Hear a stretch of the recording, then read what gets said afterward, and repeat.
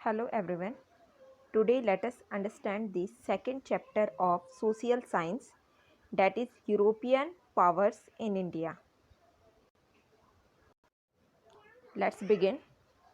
मार्केटिलिज्म, इसका हिंदी मीन्स होता है वाणिज्यवाद. इट सिंपली मीन्स कमर्शियलिज्म यानी व्यावसायिकता. मार्केटिलिज्म एक पॉलिटिकल और इकोनॉमिक सिस्टम है जो 17वीं और 18वीं सेंचुरी में उत्पन्न हुई थी. इसे लगता है कि जो मार्केटिज्म था, इसको लगता था कि एक देश की आर्थिक ताकत सीधे व्यापार के पॉजिटिव बैलेंस को मेंटेनेंस करने से है. इसलिए देश को आयात से ज़्यादा निर्यात पर ध्यान देना चाहिए ताकि वह पॉलिटिकल और इकोनॉमिकल रूप से पावरफुल हो सके. 18वीं शताब्दी में स्कॉटिश अर्थशास्त्री एडम स्मिथ ने इनका जो काल है वो 1723 से लेके 1790 तक का है. मार्केटिल सिस्टम के लिए ये रिस्पॉन्सिबल थे. एडम स्मिथ ने 1776 में प्रकाशित अपनी पुस्तक वेल्थ ऑफ नेशन में इस शब्द का प्रयोग किया था. इन्होंने इसका प्रयोग तो किया था लेकिन ये मार्केटिलिज्म के अगेंस्ट थे.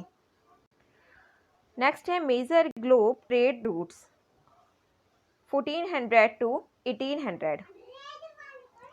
मुगल साम्राज्य के विघटन के बाद जब मुगल साम्राज्य का पतन हो गया तो उसके बाद में मराठा धीरे धीरे सत्ता में आते हुए दिखाई दिए, लेकिन अफगान आक्रमणों के बाद उन्होंने भी इसको अस्वीकार कर दिया. विद इन नेक्स्ट 20 ईयर्स देश का एक बड़ा हिस्सा British east India trading company के डायरेक्ट कंट्रोल में आ गया था. यूरोप के वेस्टर्न कोस्ट से भारत तक डायरेक्ट सी रूट की खोज एक रिमार्केबल इवेंट था. इसने भारत के साथ साथ दुनिया के अदर पार्ट्स में भी अपना प्रभाव डाला था, स्पेशली यूरोप पर. वास्को डी गामा 20 मई 1498 को कालीकट पहुंचे थे. भारत में कालीकट स्थान पर पहुंचे थे. और जो क्रिस्टोफर कोलंबस हैं, इन्होंने अमेरिका की खोज की थी और वास्को डी गामा ने 1498 में भारत के सागरीय मार्ग की खोज में इन्होंने सफलता प्राप्त की थी. Next is trade war. Trade war यानी कि व्यापार युद्ध. जल्द ही यूरोपियों ने भारत के साथ व्यापार किया और व्यापार के लिए उनकी रेस नेचुरली रूप से उन युद्धों की ओर ले जाती थी जिनको ट्रेड वार कहा जाता था. भारत में पुर्तगाली भारत के लिए एक न्यू अल्टरनेटिव सी रूट खोजने में अग्रणी थे. आफ्टर 10 ईयर 10 साल के बाद Vasco da Gama king Emmanuel के संरक्षण में भारत के लिए निकले और 1498 में भारत की कालीकट पहुंचे. 17वीं शताब्दी में अंग्रेजी, डच, फ्रांसीसी और डैनिक व्यापारिक कंपनियों का गठन किया गया. The Dutch and their trade in India. Dutch और भारत में उनका व्यापार. डच व्यापारियों ने अपनी कंपनी की शुरुआत 1592 में की थी और 1595 में कॉर्नेलियस हॉचमैन के भारत की स्थापना की और लार्ज कार्गो के साथ में ये वापस लौटे थे. जल्द ही कई ट्रेडिंग कंपनीज अस्तित्व में आई थीं. 1602 में सभी डच कंपनियों को डच ईस्ट इंडिया कंपनी में मिला लिया गया. इनका जो मुख्य उद्देश्य था, क्योंकि जितनी भी कंपनीज थी इनका जो मेन उद्देश्य था वो था व्यापार करना और व्यापार करके प्रॉफिट गेन करना. ये इनका मेन जो मकसद था. इसलिए इन्होंने क्या किया, जितनी भी डच की कंपनियां थी वो सारी डच ईस्ट इंडिया कंपनी में मिला ली. इसलिए उन्होंने अपना कॉन्सेंट्रेट ईस्ट में स्पाइस आइलैंड पर किया. The French trade in India. Bharat में फ्रांसीसी व्यापार. फ्रांसीसियों ने व्यापार किया था. इन 1664 की बात हो रही है ये. जब यूरोपियों भारत पर अपना व्यवसाय स्थापित करने में लगे थे तो फ्रांसीसी ने भी अपनी कंपनी की स्थापना की. 1664 में फ्रेंच ईस्ट इंडिया कंपनी को इस्टेब्लिश्ड किया और दिसंबर 1667 में 1667 में फ्रांसीसी कॉरन द्वारा सूरत में सबसे पहले फ्रांसीसी फैक्ट्री को इस्टेब्लिश किया गया था. जो फ्रांसीसी कॉरिन थे ये कंपनी के डायरेक्टर जनरल थे, यानी कि महानिदेशक थे।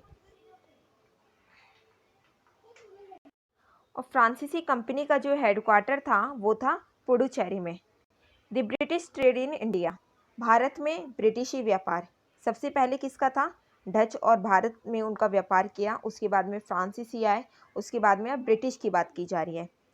भारत में अपने व्यापार के डील्स के लिए अंग्रेजों ने 1600 में ईस्ट इंडिया कंपनी की स्थापना की।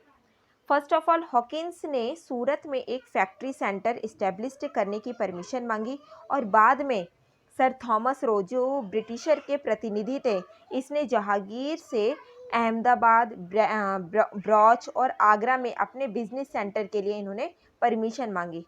और 1639 यानी कि 1639 में अंग्रेजों ने मद्रास, जो कि अब चेन्नई के नाम से जाना जाता है, मद्रास को फाउंड किया। और साथ ही उसने मद्रास के साथ साथ उसने साथ ही एक किले का भी निर्माण किया जिसका नाम सेंट जॉर्ज रखा गया। Next, the English east India company 1588 में स्पेनिश अरमंडा को हराने के बाद अंग्रेजी यूरोप में सर्वोच्च नौसेना शक्ति बन गई। वे एशिया के साथ व्यापार करने के लिए उत्सुक थे, बहुत ज़्यादा उत्सुक थे। इन्होंने ईस्ट के साथ व्यापार के लिए एक कंपनी को ऑर्गेनाइज किया और 31 दिसंबर 1600 को क्वीन एलिजाबेथ ने ईस्ट इंडिया कंपनी में व्यापार करने के लिए कंपनी को एक चार्टर दिया। ये इंग्लैंड की रानी थी क्वीन एलिजाबेथ। इसके अलावा 1689 में कंपनी ने बंगाल के एक शहर में 3 गांव को डेवलप किया और फोर्ट विलियम का निर्माण किया। उस शहर को कलकत्ता के नाम से जाना जाता है, जहां पर 3 गांव का निर्माण किया गया था। वो शहर था कलकत्ता। भारत की राजनीतिक स्थिति कमजोर होने के कारण उन्होंने भारत पर अपने प्रतिद्वंदी शक्तियों को प्रभाव को समाप्त करने में वो सफल हो गए थे। Anglo-French rivalry in South India. We have seen that the Dutch, the Portuguese, the French and the English came to India as traders. पहले डच आया, पुर्तगाल आए, फ्रांसीसी आए, ब्रिटिश आए। भारत में क्या करने के लिए? ये व्यापारी के रूप में ये भारत आए थे, क्योंकि इन सभी का जो मेन मकसद था वो था भारत पर व्यापार करना और भारत को अपने अंडर में लेना, भारत पर अपना शासन स्थापित करना, ताकि वो व्यापार के माध्यम से बहुत अधिक मात्रा में, बड़ी मात्रा में प्रॉफिट अर्न कर सकें। उन सभी के लिए व्यापार का एक ही केंद्र था और वो था हमारा भारत। लेकिन उन सब के बीच में कंपटीशन की फीलिंग आ गई थी बहुत जल्दी। 2-3 जब ये 4-5 लोग इकट्ठे हो गए थे साथ में, तो इनको क्या आ गई थी, इनके अंदर एक कंपटीशन की भावना आ गई थी। उन्होंने इंडियन मार्केट से एक दूसरे को ख़त्म करने को शुरू कर दिया। फ्रांसीसी और इंग्लैंड दोनों ही भारत पर अपना वर्चस्व स्थापित करना चाहते थे और दोनों ही इसके लिए बहुत ज़्यादा उत्सुक थे। उनके बीच युद्ध शुरू हो गया और उसे कर्नाटक युद्ध के रूप में जाना जाता है। इन युद्ध के कारण थे, सबसे पहले जो था, अंग्रेजी और फ्रांसीसी दोनों ही व्यापारी के रूप में भारत आए थे। वे भारत के साथ व्यापार के माध्यम से धन को इकट्ठा करना चाहते थे। सेकंड जो था वो था औद्योगिक क्रांति के परिणाम स्वरूप इंग्लैंड और फ्रांस दोनों भारतीय बाजार को नियंत्रित करना चाहते थे। थर्ड जो है वो है जब इन्हें पता चला कि यूरोप में अपने कारखानों के लिए भारत से कच्चा माल सस्ते दर पर खरीद सकते हैं और बड़ी मात्रा में खरीद सकते हैं, तो इनके अंदर जो प्रतिद्वंदित्व की भावना थी, एक दूसरे से जो अगेंस्ट की भावना थी, वो और ज़्यादा बढ़ गई। नेक्स्ट जो था वो कारण था राजनीतिक रूप से भारत बहुत कमज़ोर हो गया था, इसलिए भारत पर अपना अधिकार स्थापित करना उनके लिए मुश्किल नहीं था। नेक्स्ट जो था वो था फ्रांसीसी का मुख्यालय पुडुचेरी में था, अभी आपको बताया था, जो कि ब्रिटिश केंद्रों मद्रास और कलकत्ता से दूर नहीं था। जो पुडुचेरी था वो जहाँ पर ब्रिटिश के केंद्र थे मद्रास और कलकत्ता, वो यहाँ से दूर नहीं थे। और अंग्रेजों ने जगत सेठों के साथ भी घनिष्ठ व्यापारिक संबंध स्थापित किए थे, जो बंगाल के नवाबों के बैंकर थे, इसलिए दोनों के बीच युद्ध होना तो निश्चित था। अब 3 युद्ध हुए थे, एक 1744 से लेकर 1748 तक, जो कि फर्स्ट कर्नाटक वार था। सेकंड था 1700 1748 से लेके 1754 तक ये सेकंड कर्नाटक वार था, और थर्ड जो था वो है 1756 से लेके 1763, ये थर्ड कर्नाटक वार था। अब जो फर्स्ट पहला कर्नाटक वार था, इसमें कर्नाटक और मुगल सभा के मुद्दे पर दोनों के बीच में युद्ध हुआ था, फ्रांसीसी और ब्रिटिश के बीच में। मुगल सभा के मुद्दे पर दोनों के बीच युद्ध हुआ, और इस युद्ध में अंग्रेजी कंपनी ने मद्रास को खो दिया। दूसरा जो युद्ध हुआ था वो 1748 से 1754 में हुआ था। ये युद्ध उत्तराधिकारी के मुद्दे पर हुआ। फ्रांसीसी चंदा साहब को कर्नाटक के नवाब के रूप में, जबकि जो अंग्रेज थे ये मोहम्मद अली को समर्थन कर रहे थे। ये चाहते थे कि मोहम्मद अली कर्नाटक के नवाब के रूप में जाना जाए, और इस युद्ध में जो हार हुई थी वो फ्रांसीसी की हार हो गई थी, और कर्नाटक का जो नवाब बना था वो मोहम्मद अली बना था। थर्ड जो है तीसरा कर्नाटक जो युद्ध हुआ था 1756 से लेके 1763 में, जब यूरोप में फ्रांसीसी और अंग्रेजों के बीच 7 साल का युद्ध टूट गया था, तो युद्ध का अंतिम चरण भारत में हुआ था। भारत में अंग्रेजी और फ्रांसीसी के बीच में युद्ध शुरू हो गया, क्योंकि पहले तो यूरोप में हो रहा था और अब किस में होने लगा, अब भारत में होने लगा था।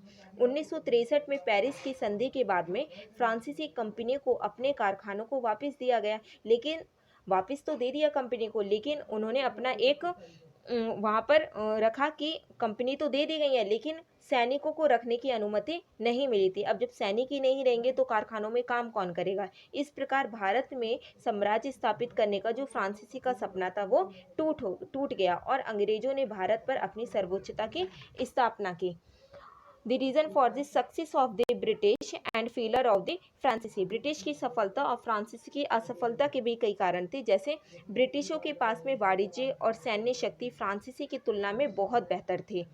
ब्रिटिश के पास में क्या क्या था, बॉम्बे था, कैलकाटा था, मद्रास था, जबकि फ्रांसीसी के पास में कमर्शियल और मिलिट्री पॉइंट से वो कैसे था, वो ब्रिटिशों की तुलना में बेहतर नहीं था। नेक्स्ट जो था वो था अंग्रेजी कंपनियों ने एक बेहतर वित्तीय स्थिति का आनंद लिया। इसने युद्ध के समय में भी कारोबार की उपेक्षा नहीं की थी, जबकि जो फ्रांसीसी थे उन्होंने हमेशा व्यापार में भारी नुकसान का सामना कर रही थी। वो हमेशा व्यापार में लॉस को उठा रहे थे। नेक्स्ट जो था वो था अंग्रेजों को उनकी समुद्री मार्ग पर पूर्ण नियंत्रण था, जबकि फ्रांसीसी को नहीं था।